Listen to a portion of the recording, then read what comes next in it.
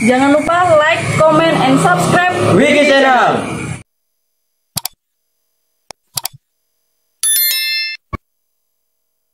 Bismillahirrahmanirrahim. Assalamualaikum warahmatullahi wabarakatuh. Waalaikumsalam warahmatullahi wabarakatuh. Apa kabar kadang warga dimanapun panjenengan berada? Jumpa lagi dengan Biro Humas Persaudaraan Setiahati Trate. Syukur alhamdulillah kali ini kita bisa mengadakan podcast bersama pengurus pusat PSHT, ada Mas Pur selaku sekretaris umum. Yang lalu sempat ada press release ya Mas soal penolakan PK2. Kebetulan saya belum puas, kami makanya mengundang Biro Hukum. Asing lagi ada Mas Weli, ada Mas Samsudin. Selamat malam Mas. Selamat malam. Ya, nah Lur, langsung saja kita mau ngobrol-ngobrol berkenaan dengan isu-isu yang beredar, yang mana ini supaya tambah gamblang. Jadi yang lalu Mas Pur sempat menyampaikan bahwa kita harus memaknai ditolaknya PK2 ini tentunya dengan lebih produktif dan positif. Nah, sekarang hadir bersama beliau, Sugeng Dalu Mas Pur. Sugeng Dalu Mas Ageng. Ya, Mas Ageng, terima kasih. Ya, Mas. Alhamdulillah. Nah, ini kemarin kan Mas Pur press release. Iya. Saya itu seneng Mas, bahagia bahwa keputusan hukum, ketetapan hukum tentang keberadaan PSHT itu sudah jelas. Artinya saya menangkap sebagai orang yang awam hukum bahwa PK2 ini adalah final atau hasil akhir dari sengketa yang selama ini ada. Saya pengen bincang-bincang Mas Pur, saya pengen tanya gitu, berkenaan dengan BH kita Mas. Nah, kedudukan BH kita itu kan sengketa kepengurusan itu awalnya kalau nggak salah. Tapi isu yang beredar itu ada seperti seolah-olah tidak disetujui oleh sekelompok pihak yang menyatakan Mas Topik pada waktu itu hanya dapat 8 suara, kemudian ada sebelah dapat 100 sekian gitu. Nah, ini sebetulnya bagaimana sih Mas itu rentetan? Kita urai dari awal. Saya memohon Biro Hukum hadir supaya nanti fakta data itu bisa dipertanggungjawabkan. Karena pada waktu itu Mas Pur yang menjadi pelaku langsung pada waktu Parluh 2016. Monggo Mas Pur. Turun Mas Ageng, Mas Willy, Mas Samsudin, dan saudara-saudara yang ada di sini. Yang pertama terkait dengan pertanyaan Mas Ageng tadi bisa dibagi menjadi dua ya. Yang pertama itu adalah perkara kepengurusan, itu hubungannya dengan Parluh 2016. Sedangkan kalau badan hukum ini adalah peristiwa lain di luar itu.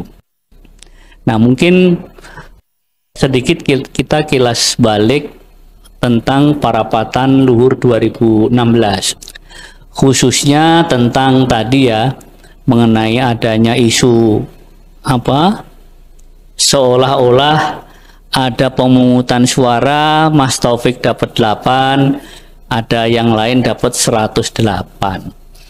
Nah, pada waktu itu kan saya sebagai sekretaris panitia parapatan luhur.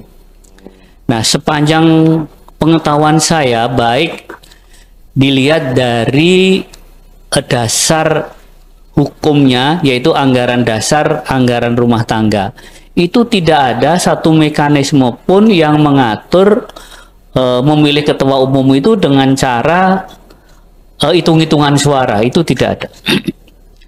Yang kedua, di dalam proses dari random acara parapatan luhur itu juga tidak ada random acara pemilihan ketua umum dengan pemungutan suara, itu tidak ada.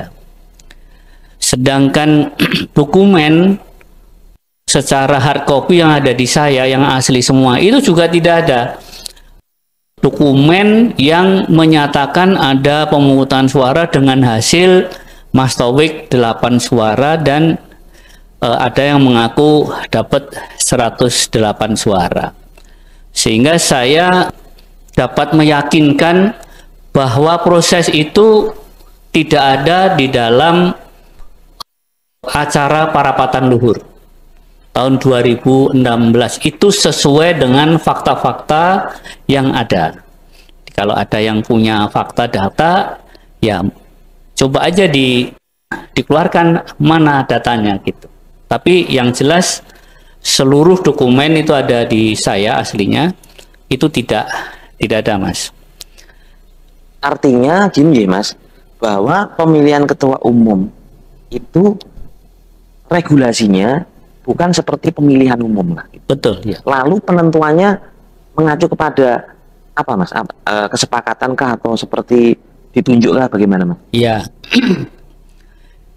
Sudah dijelaskan di beberapa kesempatan itu oleh beberapa senior pada waktu masih belum acara resmi bahwa organisasi persaudaraan setia hati Ternate itu tidak seperti organisasi-organisasi pada umumnya, sehingga mempunyai suatu mekanisme tersendiri di dalam memilih, menetapkan, dan menunjuk ketua umum. Tadi saya bilang bahwa kalau di anggaran dasar anggaran rumah tangga itu ketua umum itu dipilih, ditunjuk dan ditetapkan oleh majelis luhur secara kolektif kolegial dengan memperhatikan usulan-usulan.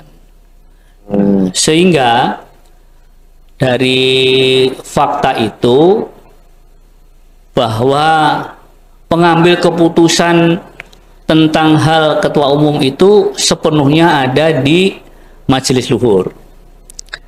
Nah,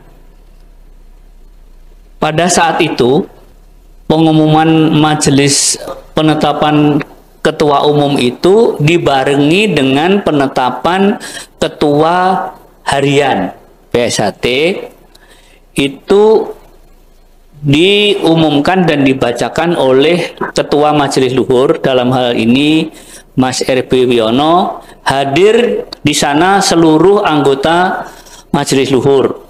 Intinya ada 8 lah. Ya, Mas Wi, Mas Esubiantoro, Mas Wilis, Mas Edi Asmanto, Mas Jarot, kemudian Mas Junaidi, kemudian masih 2 lagi ya. Mas Gunawan, Sentot, Mas. satu lagi Mas Sentot Sutikno, ya pas 8.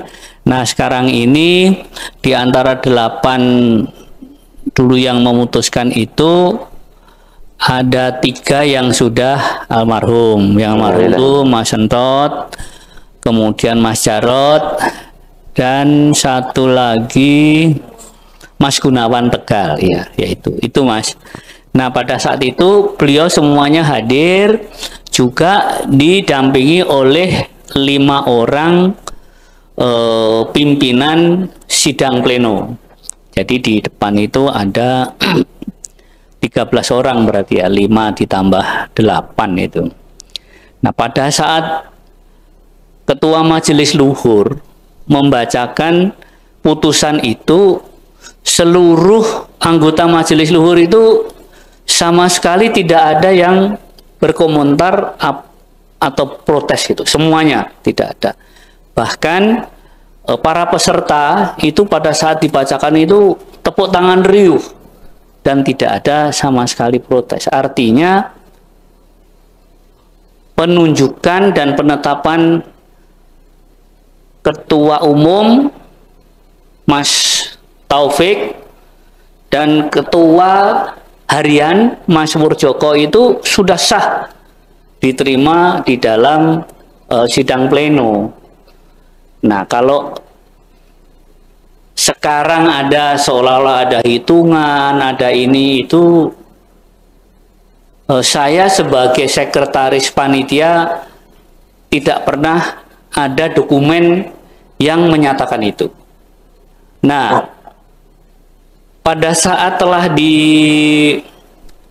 parapatan luhur selesai, 30 hari itu penyusunan pengurus lengkap, kemudian dilantik di Madiun, seluruhnya hadir.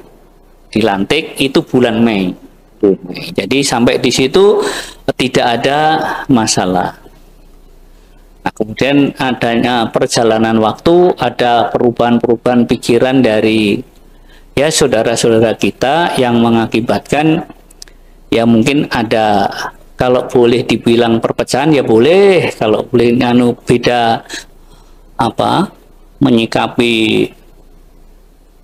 kepengurusan PSHT juga boleh. Nah, harus bisa dipastikan ya, jadi bisa dipastikan bahwa berdasarkan keterangan tadi Mas Pur yang pada waktu itu Parluh 2016 pemilihan ketua umum itu adalah ternyata penentuannya berdasarkan kolektif oleh Majelis Luhur. Nah, jadi disepakati bersama dan bahkan sampai pelantikan, dan disampaikan sampai pelantikan itu tidak terjadi masalah. Nah, kemudian saya tahu kemudian gini Mas Pur, dalam perjalanan waktu kalau tidak salah itu pernah digugat. Ya. Monggo barangkali bisa dijelaskan Mas Pur. Ya, nanti detailnya tentu yang akan menjelaskan Mas Willy dengan Mas Samsudin. Saya hanya menjelaskan itunya aja, peristiwanya saja. Oke. Jadi setelah pelantikan itu ada perjalanan waktu, ada saudara-saudara kita yang menggugat parapatan luhur dan hasil-hasilnya. Nah, itu digugat masuknya itu tahun 2017 kalau tidak salah itu. Ya. Gugatan itu mulai masuk. Kemudian berjalan lama, gugatan itu di Pengadilan Negeri NO, di Pengadilan Tinggi NO, dan di kasasi ditolak. Artinya bahwa putusan itu putusannya adalah 17-12 lah perdata tahun 2020.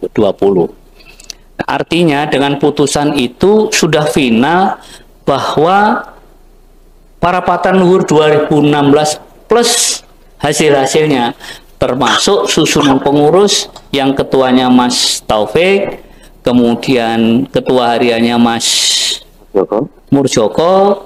Saya kebetulan juga diminta menjadi sekretaris sama Mas Ketua Umum. Itu sudah final, sah, karena sudah ada putusan yang inkrah gitu. Jadi udah selesai. Kalau sekarang ngungkit-ngungkit itu lagi itu ya ya kita kepingin tersenyum-senyum saja, tersenyum-senyum. Iya Mas, terima kasih. Nah, ini berkenaan dengan rilis Mas, PK2 yang lalu Mas. Oke.